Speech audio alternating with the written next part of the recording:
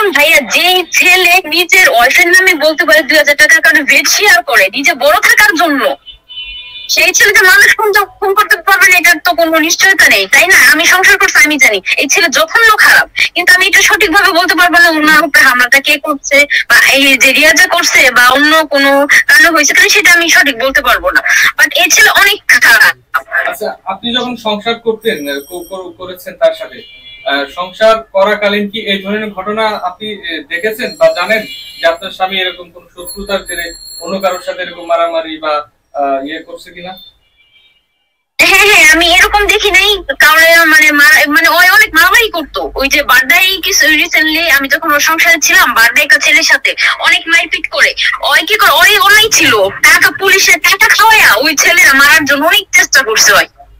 ওই যে পুলিশের ধরায় দেওয়ার চেষ্টা করছে। মানে ওর কি একটা জিনিস কি জানেন ভাই, অন্যায় স্বীকার করে না, যেটা অন্যায় করবো স্বীকার করবে না, টাকা দেওয়া হলেও এটা ওই মানে বড় থাকার চেষ্টা করে। আর আরেকটা কথা, ওই যে হিরো আলমের খালি বলে হিরো আলমের বউরে, ওই হিরো আলমের বউরে সম্মান করতে পারে না, তাহলে ম্যাক্সো বিরিয়াসকে তার বউরে সম্মান করতে জানে? সে ডিরেক্ট বলতেছে আমি 2,000 টাকার কারণে আমি বেড শেয়ার করি, কিভাবে বলে? সে তো নিজে নিজের বউরে সম্মান করতে পারে না, তাহলে অন্যের উপর আঙুল তোলার আগে নিজেরটা চিন্তা করে তারপর যেন ভেবে চিন্তা কথা বলে। আচ্ছা, ম্যাক্সবির ক্ষমতার উৎস দিয়ে যে এই ধরনের কাজ করেন, তার আসলে মানে যে খুঁটির জোর, এটা আসলে কোথায় দেখার দেখি? না, কোনো জোরই নাই।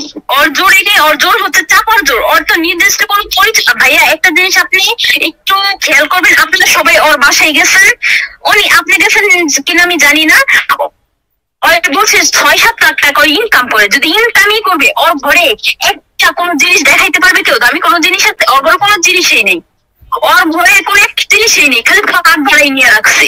তাছাড়া একটা দামি কোনো জিনিস আছে? আর ওই যে বললো জিনিসপাতি আমি ভাঙছি, কোনো কিছু আমি ভাঙচুর করি নেই। সিসিটিভি ফুটেজ আছে, আপনি চেক করে দেখতে পারেন। আচ্ছা, এটি আপু